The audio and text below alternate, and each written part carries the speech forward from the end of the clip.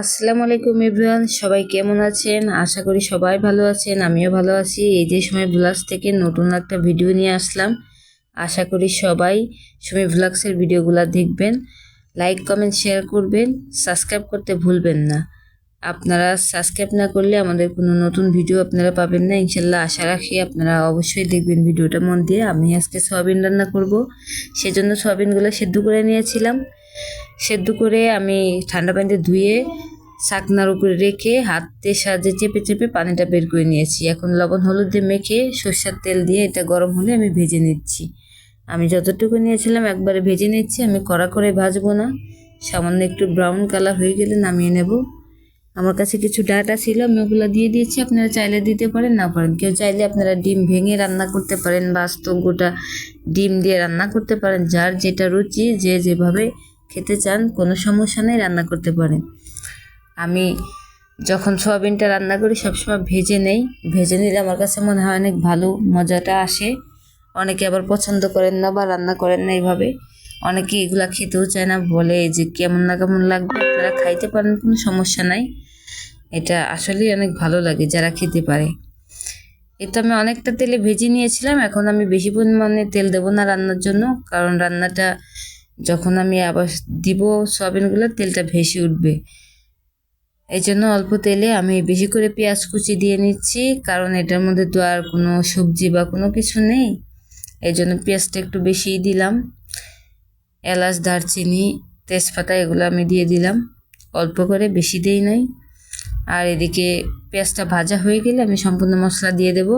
এখানে মরিচের গুঁড়া, হলুদের গুঁড়া, ধনিয়া গুঁড়া, লবণ আমি একসাথে মিশিয়ে রেখেছিলাম, সাথে আদা রসুন বাটা, জিরা বাটা, এগুলো আমি একসাথে সবসময় ভিজিয়ে রাখি। বাটা মশলার মধ্যে একটা ফ্লেভার আসে সুন্দর। বাটা মশলা যেমন রান্নার ক্ষেত্রে অনেক মজা আসে, ওরকম একটা মজা আসে ভিজিয়ে থাকলে, বাটা মশলার মতোই দেখতে মনে হয়। তো আমি এই তো মশলাগুলো খুব ভালোভাবে ভিজিয়ে রেখেছিলাম, এখন খুব সুন্দরভাবে কষিয়ে নিলাম। অনেকটা সময় নিয়ে কষিয়েছি। কষানো হয়ে গেলে এই পর্যায়ে আমি ডাটাগুলো দিয়ে দিচ্ছি, আমি সয়াবিনগুলোও দিয়ে দেব। দিয়ে আরও কিছুক্ষণ কষাবো সুন্দরভাবে।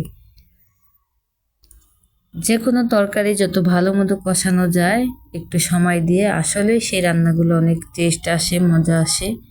ধৈর্য সহকারে রান্না না করলে কখনোই রান্নার আসল মজাটা পাওয়া যায় না। আমি অনেকটা সময় নিয়ে রান্নাটা করেছি, আমার তো তাড়া ছিল না রান্নার। আর সময় নিয়ে রান্নাটা করলে আমার কাছে মনে হয় রান্নাটা খুব সুন্দর হবে। যাই হোক, আমার রান্নাটা কিন্তু আসলেও মজা হয়েছিল। আপনারা চাইলে এভাবে রান্না করে খেয়ে দেখতে পারেন। আমি এই যে অনেকটা সময় কষিয়েছি, এখন আমি পানি দিয়ে দেবো। এতে তরকারিতে ঝোল যতটুকু দেওয়ার দিয়ে দেবো। আমি বেশি রান্না শেষে বেশি ঝোল রাখবো না, এই জন্য বেশি ঝোল দেওয়ার দরকার নেই। এটা মোটামুটি অনেকটা সেদ্ধ করা আছে, আবার ভেজে নিয়েছি, আবার সেদ্ধ হবে।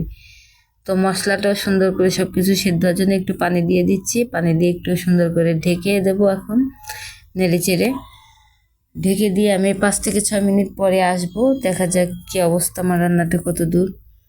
আমি মরিচের গুঁড়া বেশি দেই নাই, আর একটু দিলে আরও একটু কালারটা আসতো। তা যাই হোক, কালারটা আরও একটু আসবে যখন ঝোলগুলো শুকিয়ে যাবে, তখন আরও সুন্দর কালার আসবে। আপনারা ঝালটা যে যার মতো পারেন অবশ্যই সেরকম খাবেন, লবণের স্বাদও। কিন্তু এক একজন বেশি ঝাল খায়, কেউ আছে কম ঝাল খায়। আমি এমন পরিমাণে ঝাল খাই যেটা কেউ মুখেও দিতে পারবে না, এরকম না। আবার একদম যে কম ঝাল দেবো ওইটাও না, মুখ পুড়বেও না, আবার কম ঝালও দিব না একদম। আমি আমার মতো করে পারফেক্টলি ঝালটা খাই। আপনারা চাইলে আপনাদের মতো বাড়িয়ে কমাইয়া খাইতে পারেন, সমস্যা নাই। এই তো ঝোলটা কমে আসছে, আর একটু নেড়ে নেবো। এর মধ্যে আমি একটু লবণ চেখে নেব। আর জিরার গুঁড়া অবশ্যই আমি দিয়ে দেবো, কারণ রান্না শেষে জিরার গুঁড়াটা দিলে অনেক সুন্দর একটি ঘ্রাণ আসে, আমার কাছে খুবই ভালো লাগে। আমি সবসময় এটা ব্যবহার করি, বাটাটাও ব্যবহার করি, আবার গুঁড়া মশলাটাও আমি ব্যবহার করি। আমি এটা ভেজে বেটে নেই, আমি কেনা মশলাটা ব্যবহার করি না, জিরা গুঁড়া। ওইটাও অনেক ভালো, কোনো সমস্যা নাই, ওইটাও চাইলে খেতে পারেন। এই তো আমার রান্নাটা শেষের দিকে, ঝোলটা আর একটু কমে আসলে, অনেকটাই কমে গেছে, আমি নামিয়ে নেব এখন। যাই হোক, আমার রান্নাটা আমি শেষ করলাম। অবশ্যই রান্নাটা কেমন হলো, আমি অনেক ধৈর্য সহকারে রান্না করেছি। সবাই মন দিয়ে ভিডিওটা দেখবেন আশা করি। আর আমার রান্নাটা কেমন লেগেছে অবশ্যই আপনারা সবাই কমেন্ট বক্সে জানিয়ে যাবেন। আর সাবস্ক্রাইব করতে ভুলবেন না, লাইক কমেন্ট শেয়ার করবেন। আপনাদের পাশে থাকা না হলে অবশ্যই কোনো কিছু সম্ভব না। যেহেতু আমরা নতুন কাজ শুরু করেছি, আপনাদের সাপোর্ট অবশ্যই আমাদের প্রয়োজন। যাই হোক, আমার রান্নাটা শেষ, আমি চুলাটা বন্ধ করে দিয়েছি। এখন আমি পরিবেশন করে দিচ্ছি। আমার মেয়ে বাচ্চা আছে আলহামদুলিল্লাহ, সে এটা দেখলে তো অন্য কোনো তরকারি নিবেই না, এটা চিবাই চিবাই খাবে, বলবো অনেক মজা হয়েছে। এই তোমার রান্নাটা শেষ, আমি বাটিতে বেড়ে দিয়েছি। এই তো দেখেন কালারটা কিন্তু আসছে, আমি বলছিলাম আমি বেশি ঝাল খাই না, তারপরে এটা তেলটা উঠে আসছে। যাই হোক, ঝোল রাখলে এটা খাওয়া যাবে না।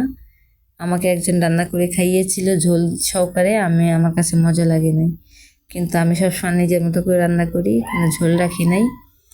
এটা গা মাখা মাখা একটা ভেজা ভেজা আছে হালকা। এই তোমার রান্নাটাই যে এরকম দেখেন। যাই হোক, আপনারা রান্না করে খাবেন সবাই।